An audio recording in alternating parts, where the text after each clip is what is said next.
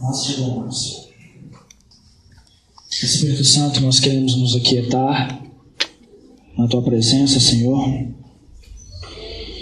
para poder ouvirmos a Tua palavra, Senhor. Espírito Santo, o conhecimento intelectual de nada serve se ele ficar somente no nível da mente, Senhor. Os dons naturais de nada servem se o Senhor não fizer. Amém. Espírito Santo, eu te peço, fica à vontade para fazer aquilo que o Senhor determinou. Embora não seja um assunto muito fácil de falar, mas eu creio que o Senhor colocou esse assunto no meu coração desde antes do pastor Mauro me chamar.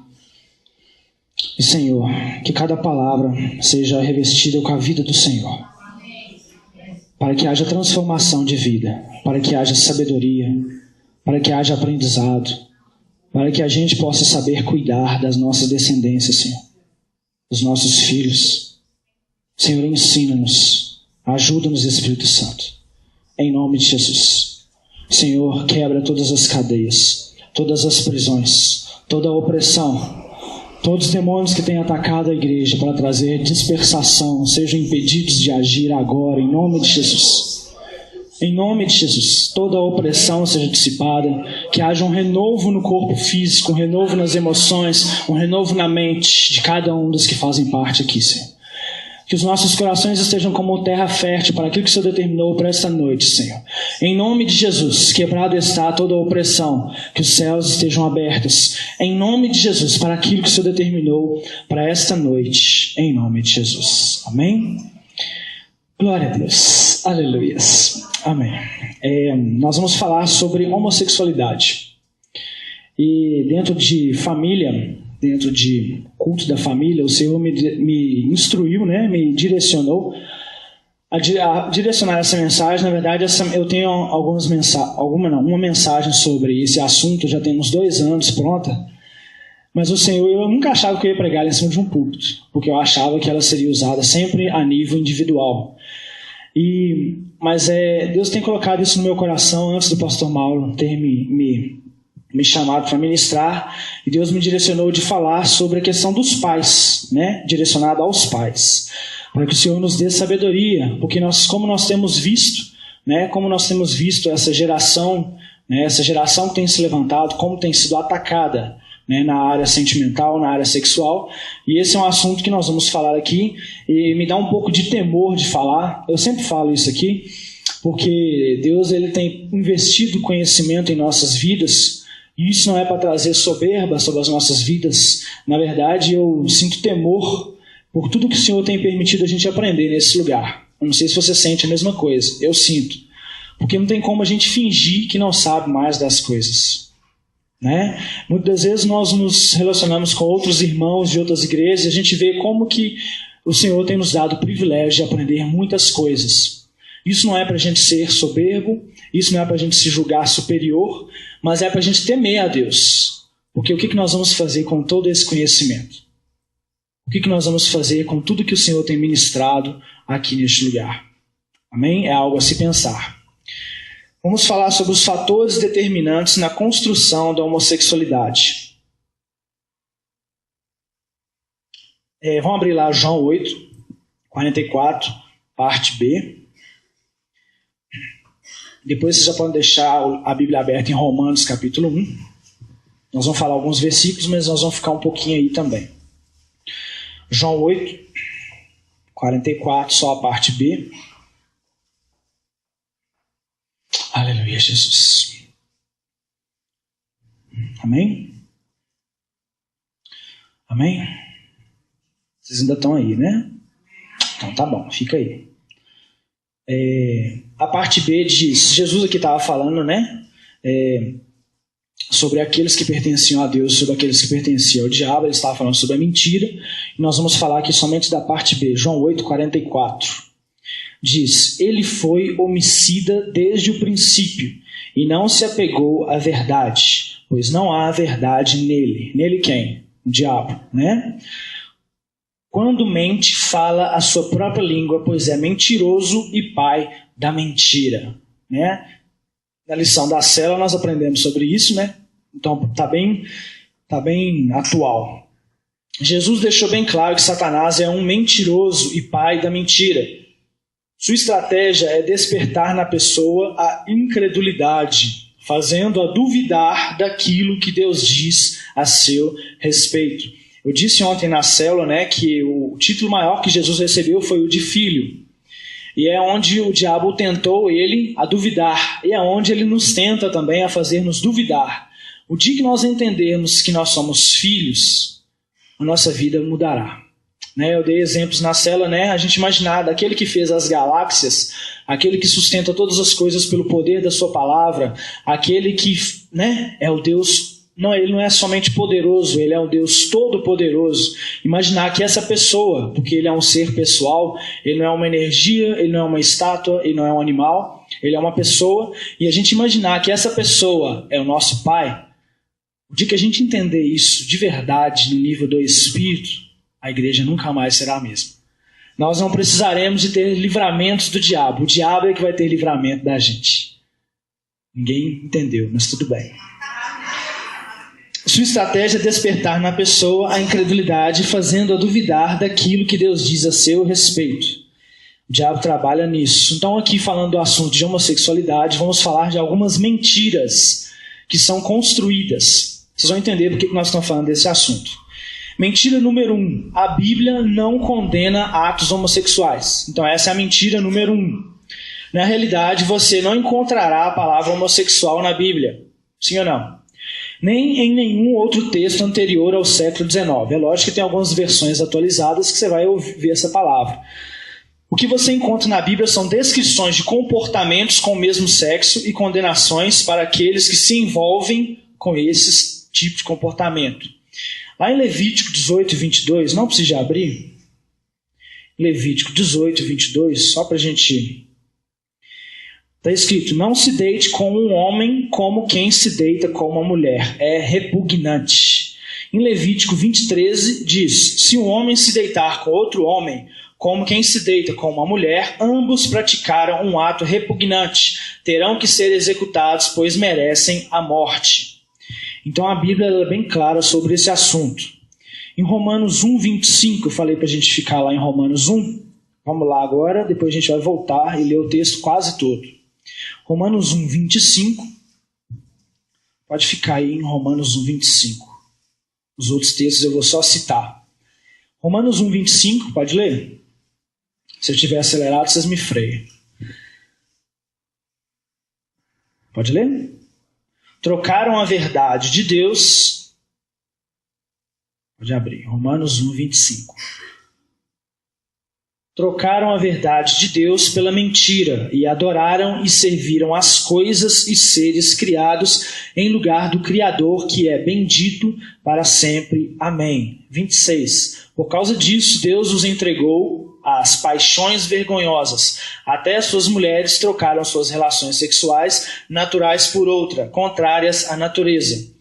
Da mesma forma, os homens também abandonaram as relações naturais com as mulheres e se inflamaram de paixão uns pelos outros. Começaram a cometer atos indecentes, homens com homens, e receberam em si mesmo o castigo merecido pela sua perversão. Em 1 Coríntios 6:9, não precisa abrir, fica em Romanos 1. Diz assim... Vocês não sabem que os perversos não herdarão o reino de Deus? Não se deixem enganar, nem imorais, nem idólatras, nem adúlteros, nem homossexuais, passivos ou ativos. Amém? Então, para a gente ilustrar o assunto, essas descrições bíblicas são muito claras, apesar das tentativas modernas de fazer com que elas não sejam claras. Estão inventando umas modas por aí, estão dizendo, existe até uma Bíblia que fala... É uma Bíblia que ela tem esse assunto, Então ela coloca lá, por exemplo, Davi e Jonatas como homossexuais, ela coloca alguns personagens da Bíblia como homossexuais. Essas descrições são muito claras, apesar das tentativas modernas de fazê-las parecer que não são. Também esse texto, Romanos 1, vamos ler lá do 18 até o 32. Romanos 1, está todo mundo aí, de menos eu. 18. Romanos 1, verso 18. Portanto, a ira de Deus é revelada do céu contra toda impiedade e injustiça dos homens que suprimem a verdade pela injustiça. Pois o que de Deus se pode conhecer é manifesto entre eles, porque Deus lhes manifestou.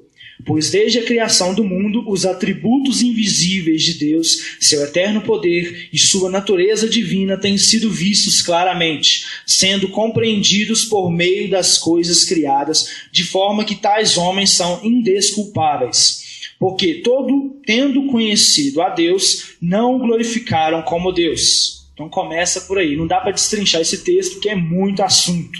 Não dá para falar isso aqui. Mas fixa nisso aí. Tendo conhecido a Deus, não o glorificaram como Deus. Nem lhe renderam graças, mas os seus pensamentos tornaram-se fúteis e o seu coração insensato se obscureceram. Dizendo-se sábio, tornaram-se loucos e trocaram a glória do Deus imortal por imagens feitas segundo a semelhança do homem mortal, bem como de pássaros, quadrúpedes e répteis. Por isso Deus os entregou à impureza sexual, segundo os desejos pecaminosos dos seus corações, para a degradação dos seus corpos entre si. Trocaram a verdade de Deus pela mentira e adoraram e serviram a coisas e seres criados em lugar do Criador, que é bendito para sempre. Amém. Por causa disso, Deus os entregou às paixões vergonhosas. Até suas mulheres trocaram suas relações sexuais naturais por outras, contrárias à natureza. Da mesma forma, os homens também abandonaram as relações naturais com as mulheres e se inflamaram de paixão uns pelos outros. Começaram a cometer atos indecentes, homens com homens, e receberam em si mesmos o castigo merecido pela sua perversão.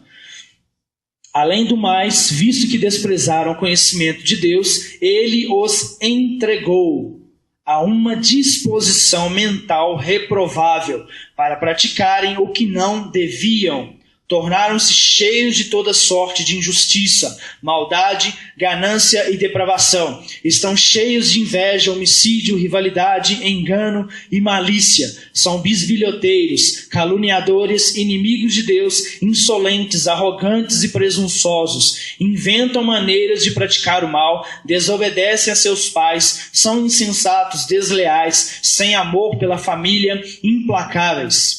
Embora não conheçam o justo decreto de Deus de que as pessoas que praticam tais coisas merecem a morte, não somente continuam a praticá-las, mas também aprovam aqueles que a praticam. Também esse texto é bastante claro em suas descrições e suas condenações dos atos homossexuais como uma rebelião contra Deus, e é parte do comportamento de nossa desordenada condição humana. Então Deus, ele ama os homossexuais, mas abomina os seus atos. Claro isso? Mentira número 2. A psicologia provou que os homossexuais já nascem assim. Em declarações às redes sociais, à imprensa, em debates públicos, o chamado ativismo gay, gosta de dar a impressão de que a psicologia comprovou cientificamente que a homossexualidade é saudável e normal. E que considerá-la um distúrbio é uma perigosa teoria sustentada por quem não sabe o que diz. Então isso é uma mentira também construída pelo diabo aí na sociedade. Na verdade, se examinarmos o pensamento, a pesquisa e a experiência de psicólogos, e é claro que a gente não vai ver isso na Globo, e de outros conselheiros profissionais divulgadas ao longo da história, a nova teoria dos ativistas gays é que não encontra fundamento nenhum na realidade. Claro que a gente não vai ver ninguém assumindo isso por aí. Pelo menos 2 estudos científicos, algumas pessoas proporam a fazerem sobre esse assunto. Um deles para comprovar a causa genética. Afirmarem, provarem que o homossexualismo é algo genético. O estudo de um doutor aqui chamado Hammer e de um estudo chamado Gêmeos Idênticos. Na realidade, provaram que essa tendência não poderia ser determinada pela transmissão genética. Então a gente vê a Bíblia e nós temos visto a ciência, apesar de que se a ciência gastasse menos dinheiro pesquisando e mais dinheiro ou mais tempo lendo a Bíblia, eles economizariam muito dinheiro. Mas Deus usa a ciência para comprovar aquilo que já está escrito na Bíblia. Já que eles querem gastar dinheiro, deixa eles gastar, né? O estudo com os gêmeos idênticos, por exemplo, encontrou características distintas em gêmeos geneticamente idênticos. Então, gêmeos idênticos são pessoas iguais geneticamente em tudo. Um era homossexual e o outro não. Então, eles chegaram à conclusão de que esse resultado seria impossível se caso a homossexualidade fosse algo genético. Amém? Sim ou não? Claro que você não vai ver isso por aí na televisão ensinando. Claro, você tem que correr atrás para saber. Mentira número 3. A homossexualidade é imutável. A pessoa nasce homossexual e ela não tem jeito para ela. Alguns anos atrás, um outro doutor aqui, um dos principais responsáveis por introduzir, né, a questão do ativismo gay na área da psiquiatria, no início lá do ano 1970, também resolveu fazer uns estudos para provar, né, que a homossexualidade é algo que não tem, é imutável, é um transtorno, né? Para sua surpresa, descobriu que pessoas com esse problema não estavam irremediavelmente presos a essa tendência e que muitos podiam se modificar e conseguiram abandonar esse comportamento. Então, investiram também dinheiro pesado para descobrir que tem como mudar essa posição, esse comportamento. Mentira número 4. A homossexualidade é algo saudável e normal. A gente vê nas escolas aí, né, a doutora Damares, né, fala muito sobre isso.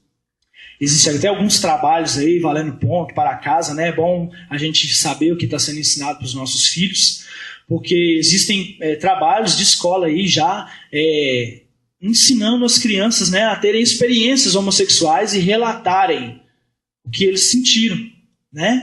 Nem todo psicólogo, né, é importante, se você quer, né, optar por se aconselhar com um psicólogo, procure um psicólogo cristão, porque muitos psicólogos estão aconselhando por aí que as pessoas devem ter experiências e saberem, às vezes elas vão se encontrar e vão estarem se resolvendo, né?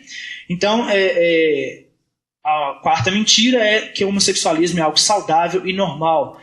Esse ativismo diz que os homossexuais são simplesmente tão felizes e saudáveis quanto o restante de nós. Eu não sei qual o nível de contato você tem, mas dá para perceber que isso não é uma verdade.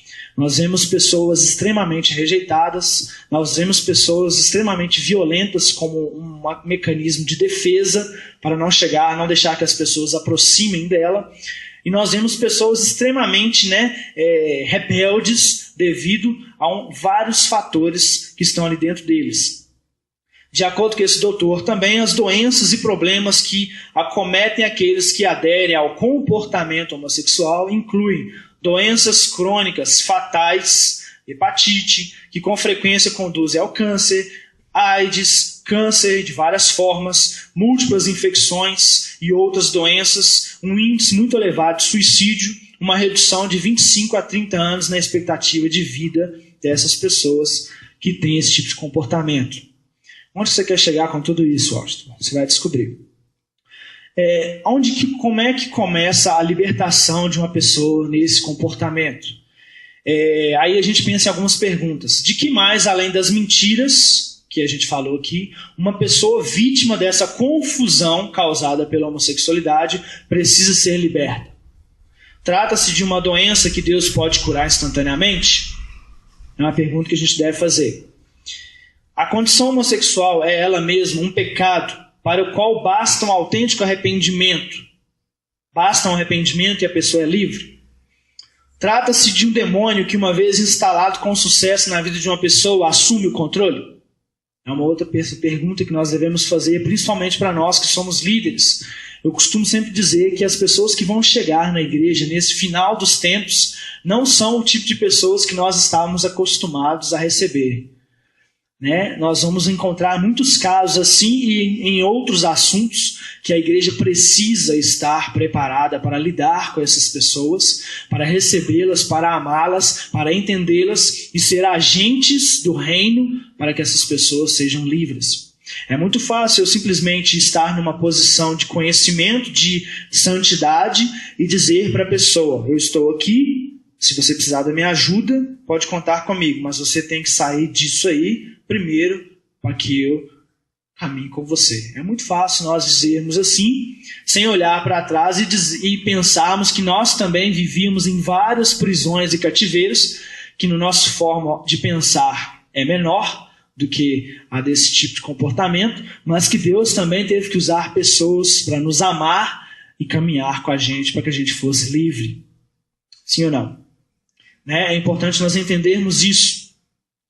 Então nada disso. É bem verdade que mediante o arrependimento algumas pessoas experimentam tal influência da vida e do poder de Deus, que é como se o Senhor removesse de uma forma sobrenatural e de uma só vez toda essa devastação. Deus pode fazer isso? Pode.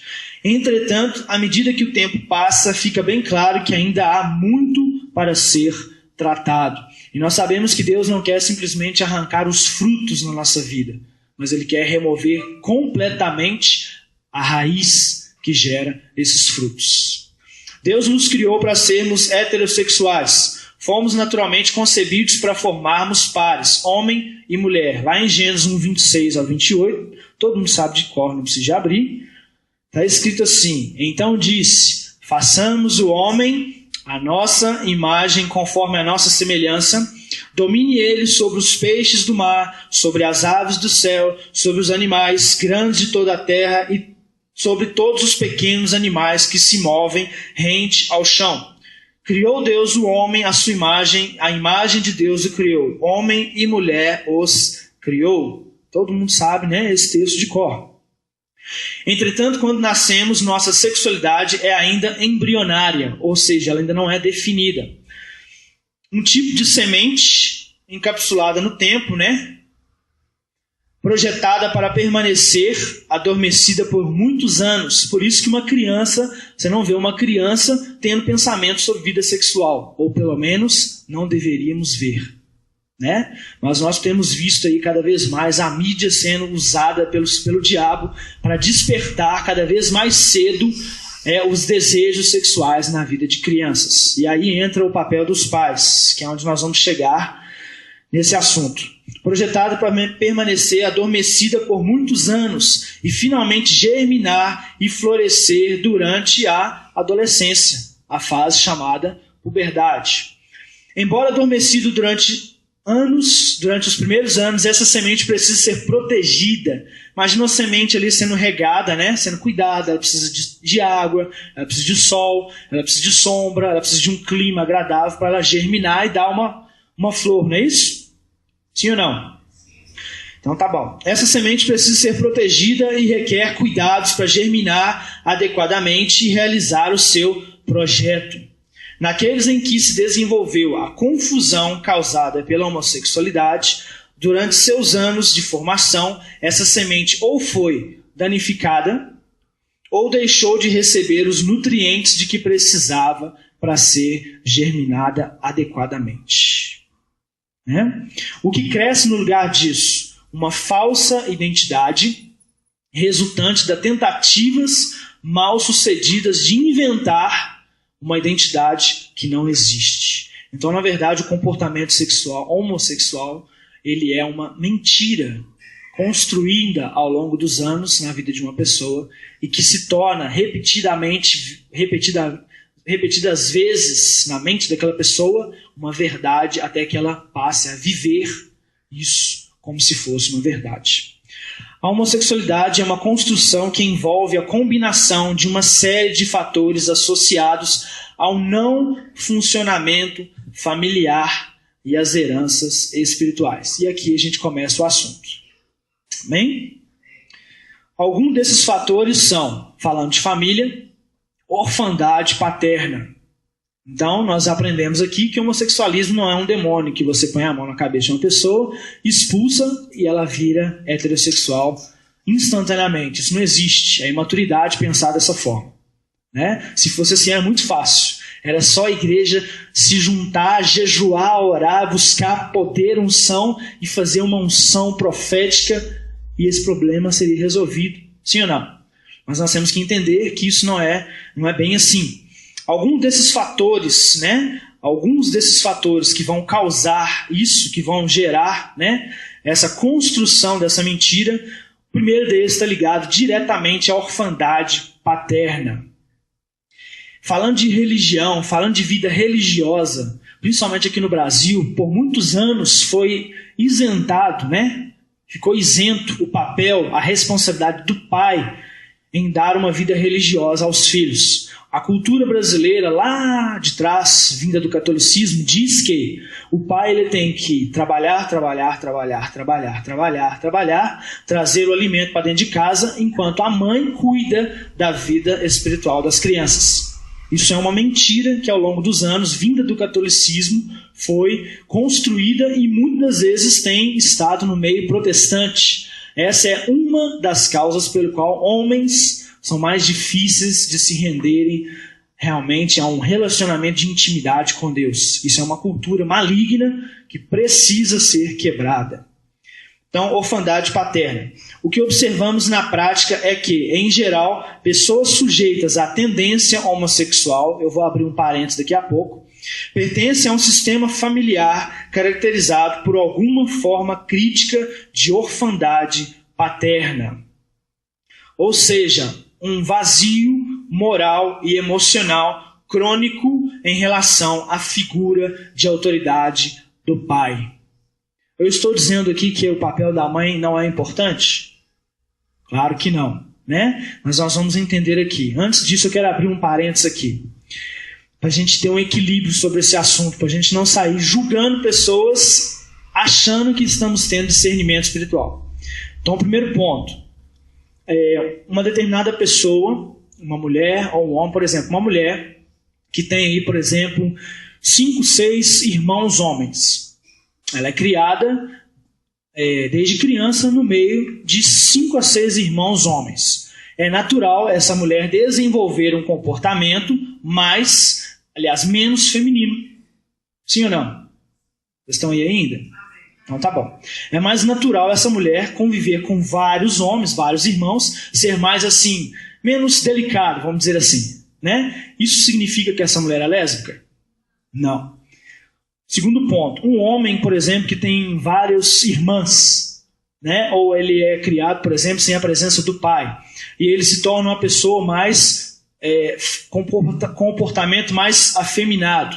Mas esse homem ou essa mulher, por exemplo, eles vão casar, eles vão ter filhos, eles vão ter uma vida conjugal normal, eles vão ter uma vida conjugal dentro dos parâmetros de Deus, eles vão ter filhos e eles vão ser bons pais, boas mães, e nada de errado, eles não vão ter nenhum desejo homossexual. Esse é o primeiro ponto. Isso é algo normal. Sim ou não?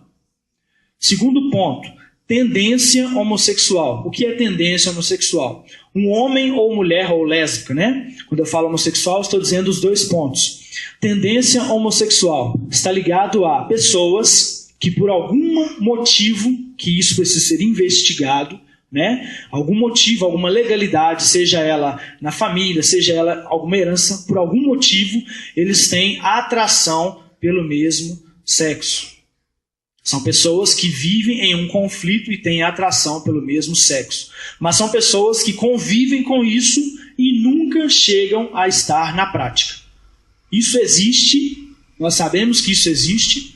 Sabemos que existem pessoas no meio cristão, no meio da igreja, da noiva, quando eu falo noiva, né? Para não dizer que eu estou falando ou dizendo alguma coisa aqui, porque a gente convive com muitas coisas, a gente lê muita coisa, a gente estuda muita coisa, né? Sobre esse assunto, e nós sabemos que no meio cristão existem muitas pessoas que estão vivendo com esse tipo de conflito, às vezes há anos, mas elas amam a Jesus, elas têm uma vida com Deus, elas buscam a Deus, elas querem Jesus e elas não dão lugar a esse tipo de pecado.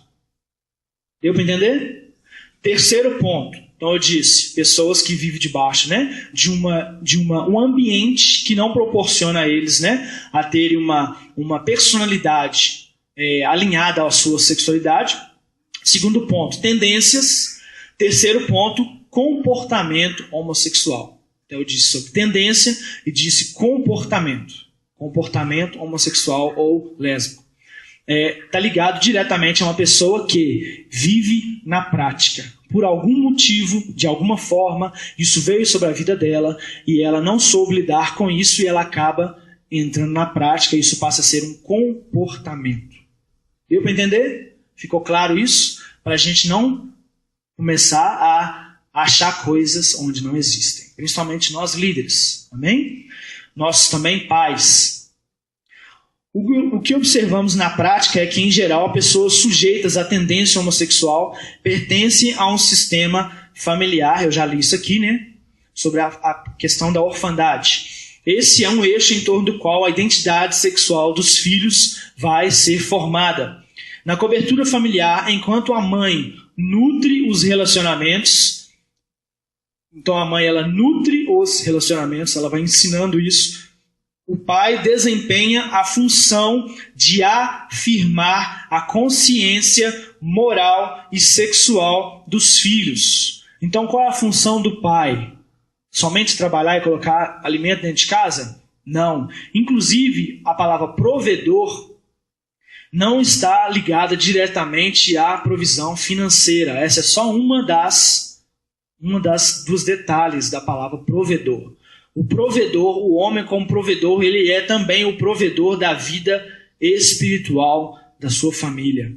Ele também é o provedor da sua vida emocional, da vida emocional da família. Só para a gente pensar, tá? Não vou entrar nesse assunto, mas só para colocar uma interrogação na nossa cabeça. Onde estava Adão quando Eva foi tentada? Ponto. Né? Então, na cobertura familiar, enquanto a mãe nutre os relacionamentos, o pai desempenha a função de afirmar a consciência moral e sexual dos filhos. Então, tanto a masculinidade do filho quanto a feminilidade da filha pode ser afirmada ou duvidada, esclarecida ou confundida em virtude da postura paterna em oferecer segurança ou carência, respectivamente. Deu para entender? Amém?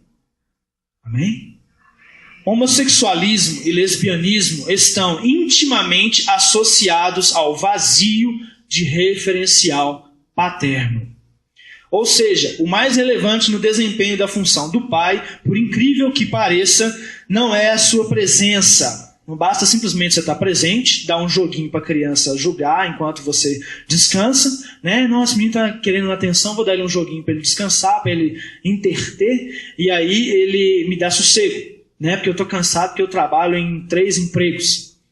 Então não basta simplesmente eu estar presente, não basta simplesmente o filho falar, mãe ou pai, pode fazer isso? Pode. Pode dormir na casa daquele coleguinha que eu não conheço? Pode. Pode pode sair? Pode. Pode pôr fogo na casa? Pode, filho. Pode fazer o que você quiser. Eu estou cansado, filho.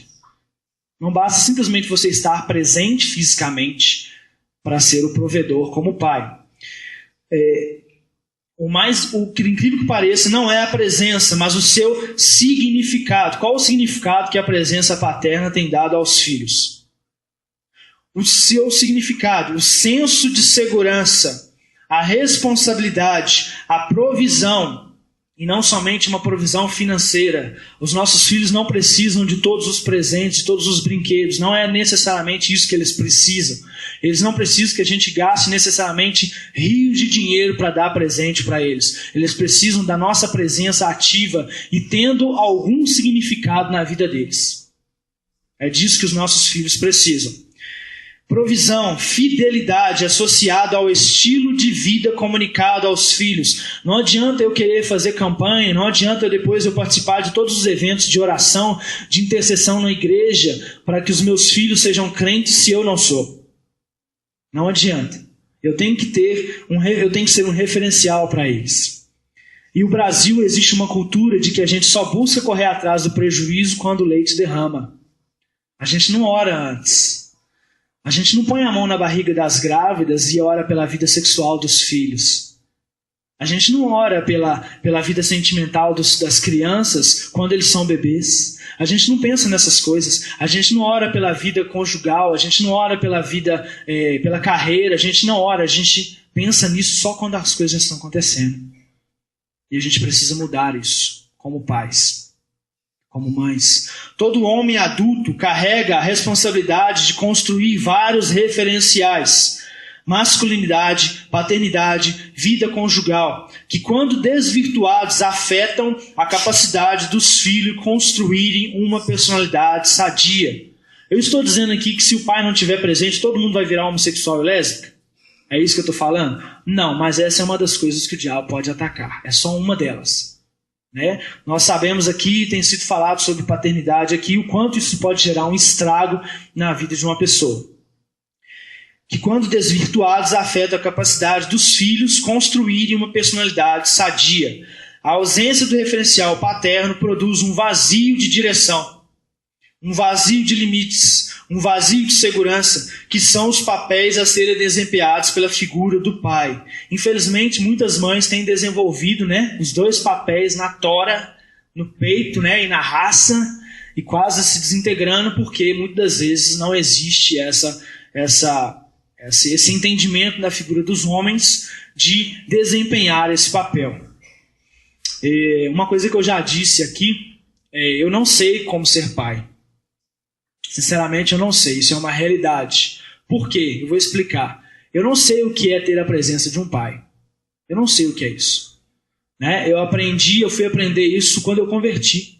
Porque eu perdi o meu pai com 4 anos de idade e eu não sei o que é isso. É uma coisa que foi uma lacuna na minha vida durante muitos anos. Eu não sei o que é ser pai. E às vezes nas coisas que parecem óbvias, talvez para muitos pais aqui, para mim não é. E eu pergunto a Deus o que eu devo fazer. Por exemplo, se determinada situação em que a minha filha está ali, né, participando, eu pergunto a Deus: Senhor, é para me conversar? É para me bater? É para me pôr de castigo? Parece muito óbvio, talvez até ridículo para muitos, mas é assim que eu faço, porque realmente eu não sei. Eu não sei o que é ser pai. E eu tenho aprendido a ser pai com Deus, e eu tenho cada vez mais entendido que Deus, Ele é pai. Isso é importante a gente entender isso. Então isso tem funcionado. É claro que eu não sou perfeito, eu vou errar, eu erro, né? Mas eu acho que a gente vai errar menos. Eu acho que a gente vai errar menos se a gente passar a entender isso. E nós precisamos depender mais de Deus para sermos bons pais, para sermos boas mães, para sermos bons maridos, boas esposas. E às vezes pode parecer muito óbvio, porque a gente já tem comportamentos, a gente já tem fortalezas na mente construída e a gente acha que tem que ser assim porque o meu pai e minha mãe me ensinou assim. E nem sempre tem que ser. Porque muitas vezes nós recebemos um fundamento que não tinha nada a ver com a Bíblia. E sem perceber a gente acaba levando isso para nossos filhos. Voltando aqui, a grande maioria dos homens é educada, entre aspas, culturalmente com bases no hedonismo. O que é hedonismo? Se é bom para você, meu filho, vai te fazer feliz? Então faça, pode fazer. Isso que é hedonismo. Vai te dar prazer? Vai ser bom para você? Te faz feliz? Então faça, filho. Seja feliz. O importante é eu ver você feliz. Então a maioria dos homens foi criada assim. Culturalmente com base no hedonismo e na irresponsabilidade familiar. É o que eu disse aqui, né? Eu dou um brinquedo para a criança para entreter ele, para deixar-o descansar. Isso é uma irresponsabilidade, é uma negligência do papel que Deus nos deu. Né? Então a maioria de nós foi criado assim, e a maioria da sociedade tem sido criada assim. É claro que muitos aqui não foram criados assim, foram criados de uma forma, né, que ensinaram valores, princípios e que estão aí até hoje. Mas nessa geração, principalmente, a criação tem sido assim. As principais pessoas a sentir maior impacto disso são os filhos que esses pais vão estar gerando, sim ou não? E aí os pastores e os líderes de célula que vão ter que criar essas pessoas, né? Inclusive eles colocam essa responsabilidade em nós. A rejeição paterna, seja passiva ou ativa, produz um vazio espiritual que é ativo ou passivo? Rejeição não é uma coisa lógica. Às vezes a gente pensa assim, mas eu dei tanto amor para o meu filho, eu dei tudo que ele queria, eu sempre fui presente, mas às vezes você foi presente, mas não foi. Às vezes você foi presente, mas ausente. Às vezes você era presente, mas não era. Existem muitas pessoas que são órfãos de pai presente, de pai vivo, né? Então a rejeição não é uma coisa lógica. A rejeição paterna, seja passiva ou ativa, produz um vazio espiritual devastador na vida dos filhos. Situações de abandono, abuso e rejeição não dá para entrar nisso tudo aqui, não dá. Acabam sendo correspondidas com amargura, desonra, rebelião, causando as mais diversas e severas distorções no desenvolvimento da personalidade de uma criança. Rejeição vai produzir carência, parênteses. Carência é o poder negativo mais forte da Terra. É a carência. Se nós podemos falar de uma coisa que é poderosa na Terra, neste mundo, de forma negativa, eu ouvi isso numa pregação, né? Eurípides fala sobre isso, é a carência. As pessoas, elas colocam a sua carreira toda em cima de uma carência, elas colocam a sua carência, elas colocam com quem elas vão casar, com quem vai ser o marido, quem vai ser a esposa, baseado na carência. As decisões que eles vão tomar em cima de uma carência. Para que a carência seja suprida, como se carência pudesse ser suprida. Existem pessoas casando, existem pessoas escolhendo o que vão ser na vida, existem pessoas pegando ministérios para fazer, existem pessoas abrindo igreja, existem pessoas fundando ministérios baseados em carência, simplesmente para se sentirem aceitos. É os famosos Jeftés, né? Redução produz carência e ansiedade. A tendência é compensar um vazio emocional com uma dose de concupiscência. Então, o vazio emocional vai ser suprido, né, com perversão, com concupiscência. Isso explica o comportamento de muitos jovens por aí, porque muitos jovens por aí estão uns dentro do outro, né, literalmente falando. Às vezes a gente passa na porta das escolas, a gente vê, né, jovens literalmente um dentro do outro por aí. E a gente pensa, é muito fácil a gente rotular. É um safado, é uma sem vergonha, para não falar outras coisas, né? É muito fácil a gente falar isso, mas o que leva essas pessoas a serem assim? Talvez uma pessoa dessa vai estar na minha e na sua célula amanhã. E o que nós vamos fazer com essa pessoa? Dizer que ela tem que ter mais compromisso? Deixar de ser sem vergonha? Você tem que assumir uma postura, uma posição com Deus. É muito fácil a gente falar isso. Mas como Jesus enxerga essa pessoa? E eu não estou dizendo para a gente falar, tadinho, né? Ele peca porque ele é um coitado. Não é isso que eu estou falando. Mas eu estou querendo dizer sobre como Jesus enxerga essa pessoa. Jesus enxerga essa pessoa como um safado, uma sem vergonha? Ou ele enxerga essa pessoa profundamente nos seus vazios, lá no início, e que está fazendo com que ela produza esse fruto nos dias de hoje? Para nós líderes, nós temos que entender isso. Ao buscar o amor não recebido do Pai em outro homem, tudo que a pessoa vai encontrar é carência, resultando em imoralidade, e o que realmente importa é o desejo realizado a qualquer preço. Então a pessoa vai ficar viciada em perversão para tentar suprir uma carência. Colapso dos papéis no casamento é uma segunda causa. O ponto principal aqui é a marginalização moral e social do pai, correspondida com a superproteção da mãe. Então um pai que se torna cada vez mais um marginal, cada vez mais se torna um péssimo exemplo, e por um outro lado uma mãe que vai superproteger os filhos, colocar eles numa redoma. Essa também é uma característica fundamental de um sistema familiar que proporciona uma infiltração homossexual na vida dos filhos. Um pai que é um péssimo exemplo de pai, e em outro lado uma mãe que é uma superprotetora a todo instante. É preciso entender o efeito do relacionamento conjugal na vida dos filhos. O homem e a mulher têm estruturas diferentes que estabelecem necessidades emocionais diferentes. Enquanto a principal necessidade do homem é se sentir respeitado, sim ou não? E a da mulher é se sentir segura, sim ou não? Enquanto o homem luta por respeito, a mulher luta por segurança. É ou não é? A verdadeira fonte de respeito é a integridade, enquanto a verdadeira fonte de segurança é a confiança. Então você quer ser respeitado, seja íntegro. Não seja um péssimo exemplo. Seja íntegro, você será respeitado. né? E a pessoa que quer segurança, ela tem que transmitir confiança, né? Essa é a dinâmica de uma família que está funcionando. Um marido confiável, responsável e amoroso, que nutre a sua esposa com segurança. Isso vai gerar uma esposa que segura, que respeita, coopera e se entrega inteiramente ao marido. E tudo isso produzindo um ambiente emocional de incentivo, proteção e descanso em torno dos filhos. Amém? Esse é o plano de Deus para a família. Vamos falar agora do pai pródigo. Existe o filho pródigo e existe o pai pródigo também. Há uma cultura machista, e essa cultura infelizmente está no meio da igreja, que induz o homem a se autoafirmar na sua virilidade. Né? Nós somos tão machos, que a gente não se rende a Deus. Nós somos tão machos que somos machucados pela vida. Né? Tão macho que ele é machucado pela vida, mas ele não pode deixar isso transparecer porque ele é macho. E aí depois ele morre de infarto, mas não se rende ao Senhor. Há uma cultura machista que induz o homem a se autoafirmar na sua virilidade em busca de respeito dos outros e do orgulho próprio. O machismo estabelece 3 condições para o homem supostamente alcançar. São os ideais do homem.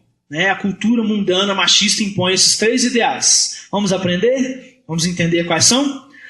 O homem tem que ser, tornando-se moralmente predador, garanhão e adúltero.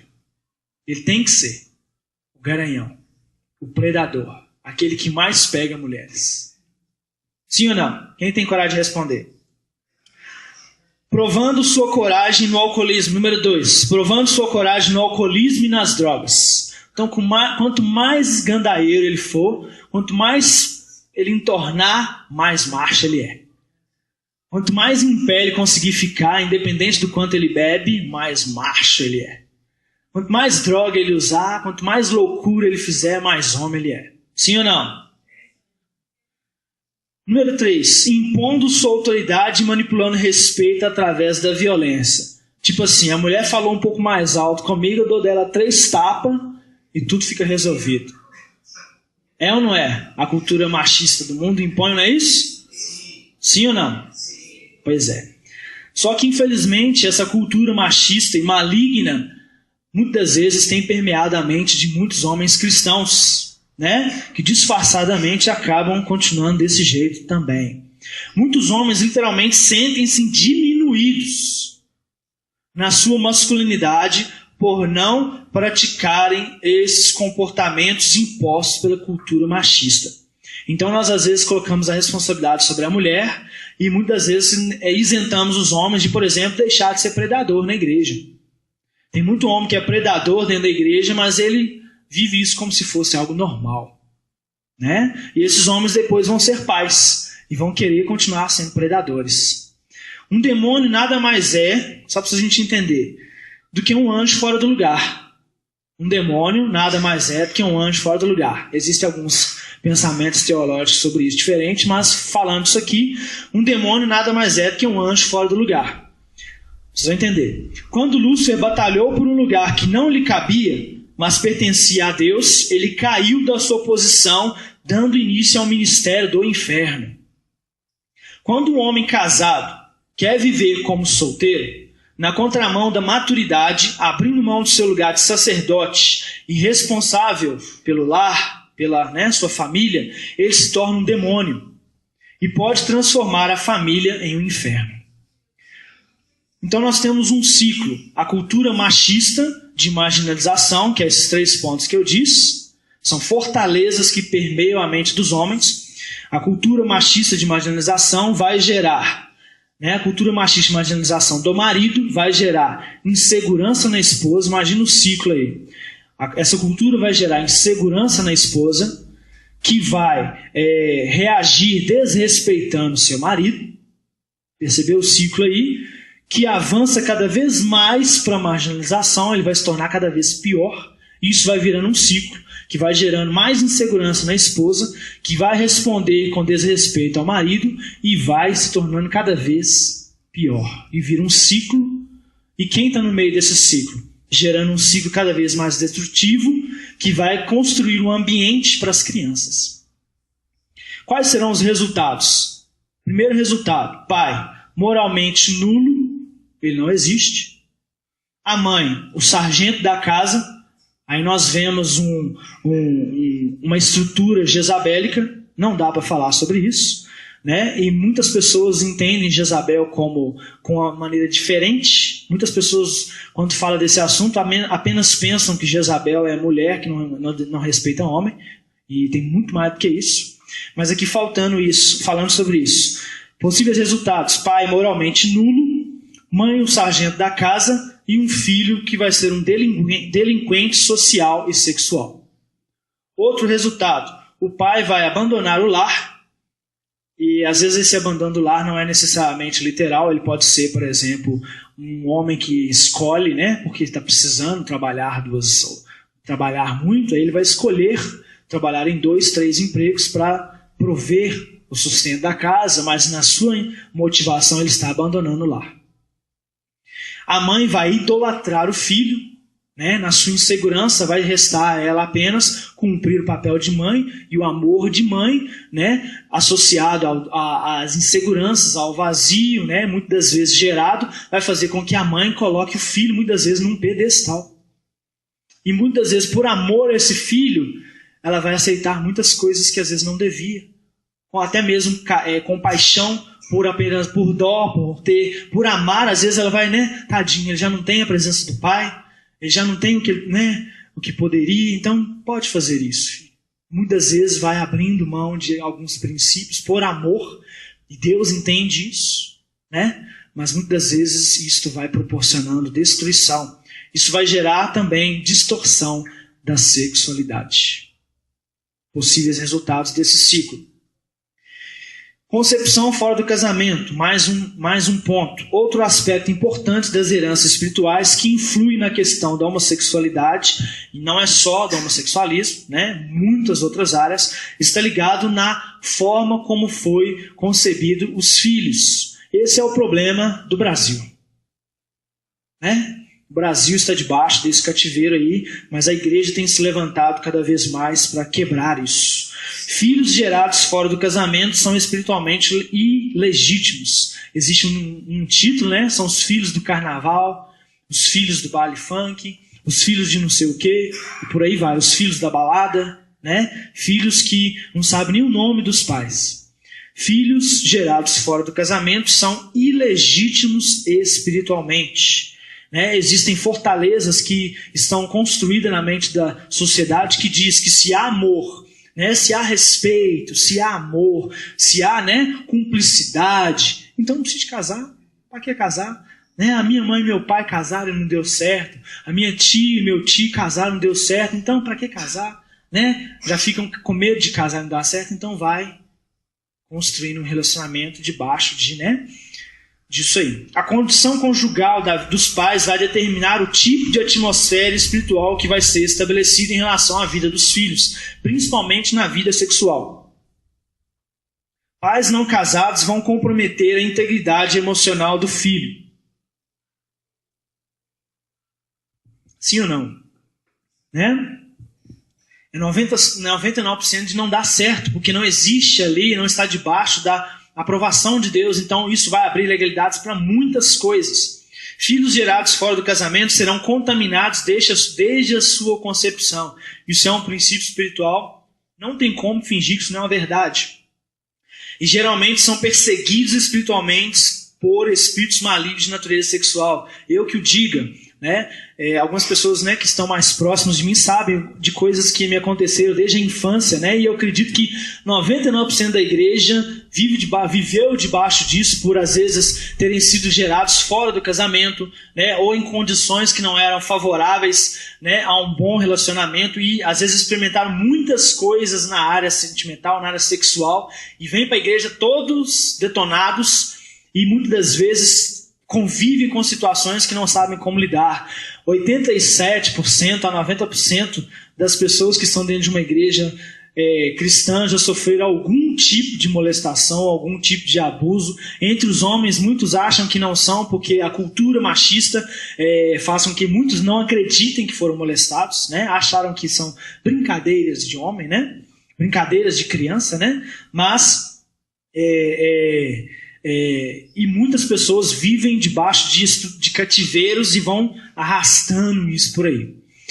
A prática geracional da imoralidade vai construindo uma árvore de iniquidade que vai só crescendo, de injustiça, que dá legalidade e influência maligna na vida das crianças. Pecados como incesto, bestialidade, homossexualismo. Incesto é a relação entre parentes, né?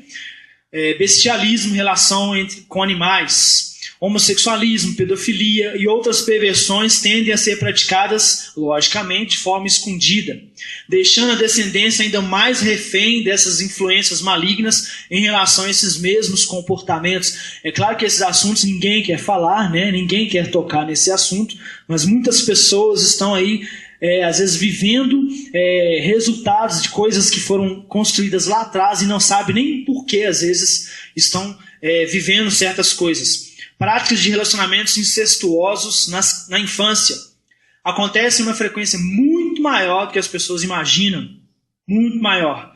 Principalmente nas famílias destruídas, fragmentadas, amontoadas, né? Onde há muitos filhos e pouca estrutura familiar para criar tanto filho.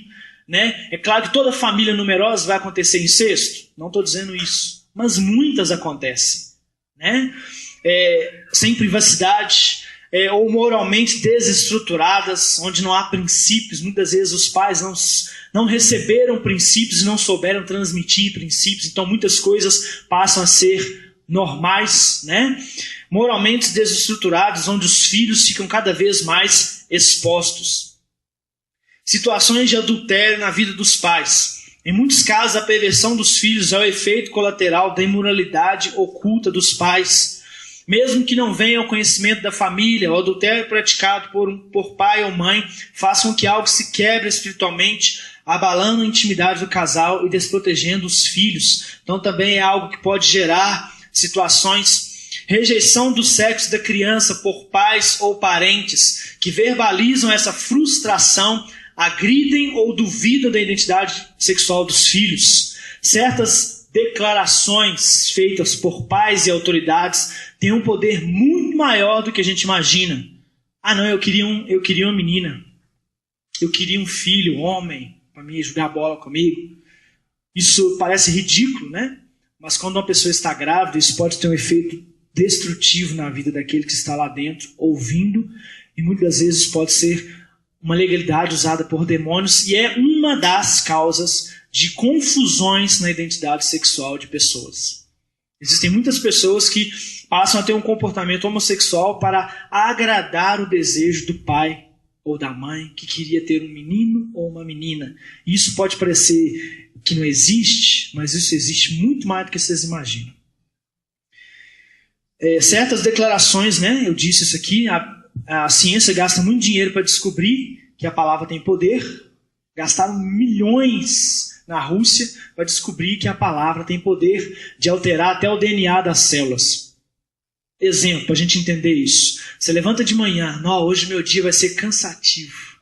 Todas as células do seu corpo físico receberam essa mensagem que foi liberada através da sua palavra, e isso alterou o DNA de todas elas, e todas elas vão trabalhar para obedecer aquele comando. Qual vai ser o resultado? Cansaço físico. E isso eu dei só um exemplo.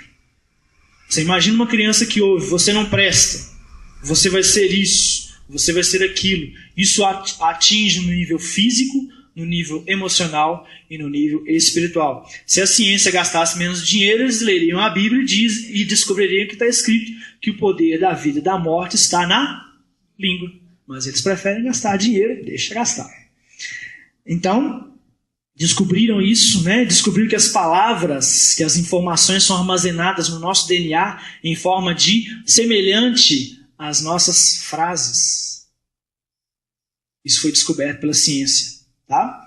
Consagrações religiosas e envolvimentos diretos com entidades espirituais que desempenham a tarefa de perverter a identidade sexual. Também é uma outra porta. É muito comum pessoas apelarem para o sobrenatural com a intenção de manipular favores, sentimentais, ajuda, dos santos e sexuais através de pactos, simpatias, rituais, banhos e diversos outros tipos de trabalhos e consagrações. Eu não vou ficar dando exemplo aqui, que eu já vi isso ser feito anos e anos. Algumas dessas entidades demoníacas desempenham a tarefa específica, vão abençoar, o casamento, a união de duas pessoas, mas em troca disso o diabo não sabe fazer o bem, pelo contrário, ele nos odeia com todas as forças dele, vão gerar muito estrago. Isso é a cultura do Brasil, gente. O Brasil é isso aí. No Brasil, você faz novena, você faz trezena para abençoar casamento, faz um despacho ali, uma simpatiazinha ali, usa um perfuminho ali, Muita gente, inclusive crente, consulta um horóscopozinho ali e por aí vai, Algumas dessas entidades demoníacas desempenham a tarefa específica de perverter e confundir a sexualidade humana. Existe, uma entidade que ela distorce a identidade sexual de uma pessoa. Então ela fica, por exemplo, 6 meses ela é homem, 6 meses ela é mulher. Isso é muito comum no Umbanda, Os pais de santos isso é muito comum. 6 meses eles são homem, 6 meses eles são mulher. E ele vive debaixo desse cativeiro durante muitos anos. A pornografia, que é um outro ponto, é viciante e pode se tornar uma prática altamente compulsiva. Não vou entrar muito nesse assunto, que é muito assunto. Só para a gente entender, existem pessoas que chegam ao ponto, casais, inclusive cristãos, que têm como fortaleza na mente que dentro de 4 paredes pode tudo. Nós somos casados mesmo, Então agora pode tudo. Isso é uma fortaleza, isso é uma mentira, isso é um engano das trevas que tem destruído casamentos. Exemplo, existem pessoas que só conseguem ter prazer sexual depois de assistir um filminho para apimentar a relação. O que eu posso fazer para sair da rotina? Não, vamos assistir um filminho aqui que nós vamos, as coisas vão funcionar melhor. Então, isso abre portas, porque ninguém que está pensando em pensamentos pornográficos está pensando numa parede, está pensando, ele vai pensar em um outro homem ou uma outra mulher. As imagens vão ficar ali, impregnadas na mente daquela pessoa, e quando aquela pessoa estiver tendo relação sexual, ela não vai necessariamente pensar no seu companheiro, ela vai ficar com a sua mente cheia de imagens. Isso também é adultério. Para aqueles que acham que adulterar é só levar alguém para a cama, isso é adultério mental, tanto quanto o adultério físico. Então existem muito mais adultos do que a gente imagina. A pornografia é viciante e pode se tornar uma prática altamente compulsiva. Distorce a natureza do prazer sexual, produzindo perversão. É o que eu disse aqui. Também mais uma causa. Abuso ou molestamento, não dá para diferenciar muito aqui tudo.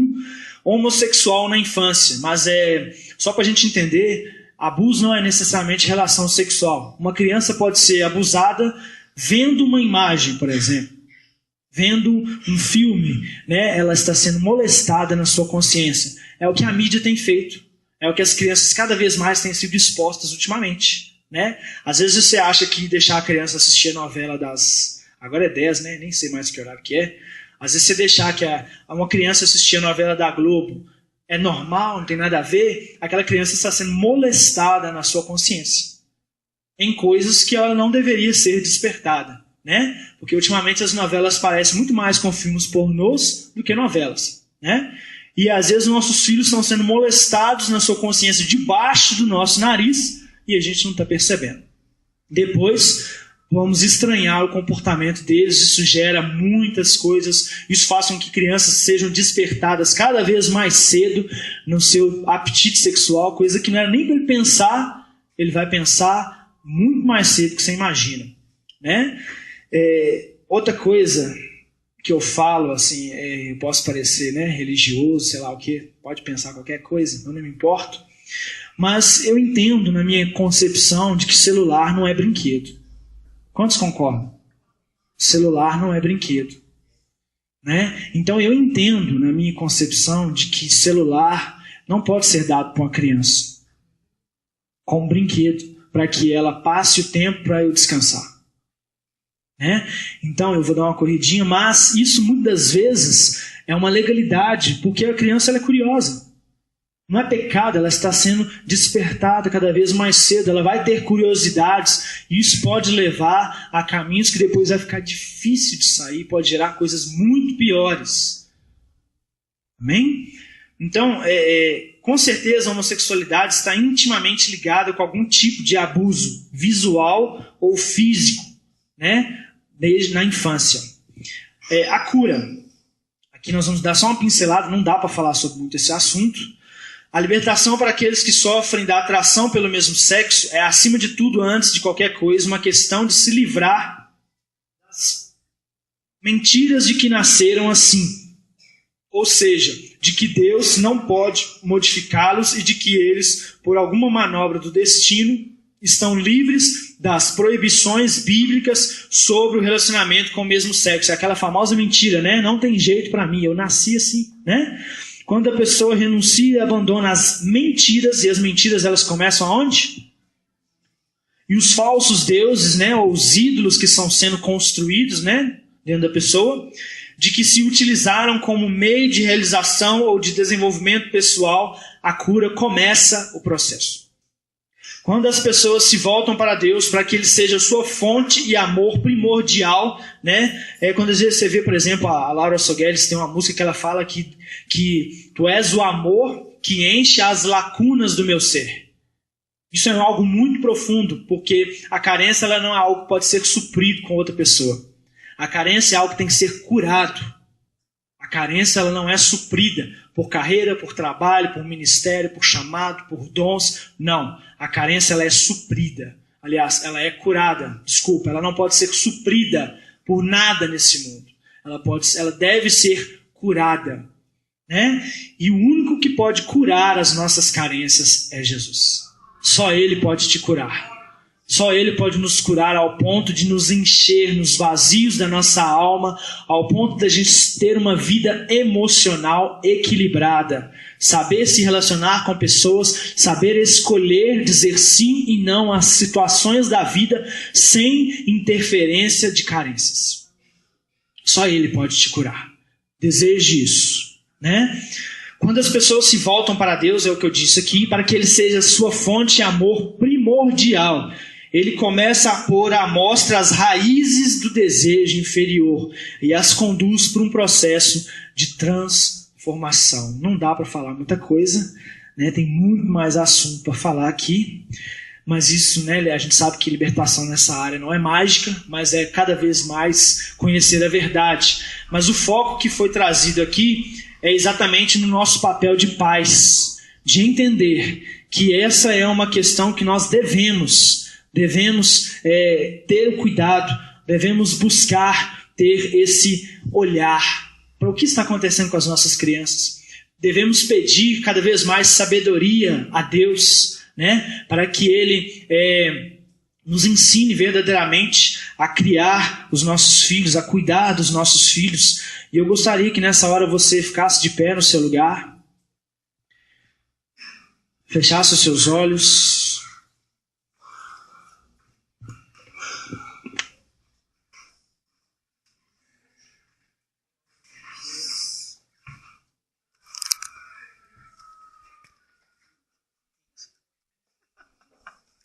Às vezes.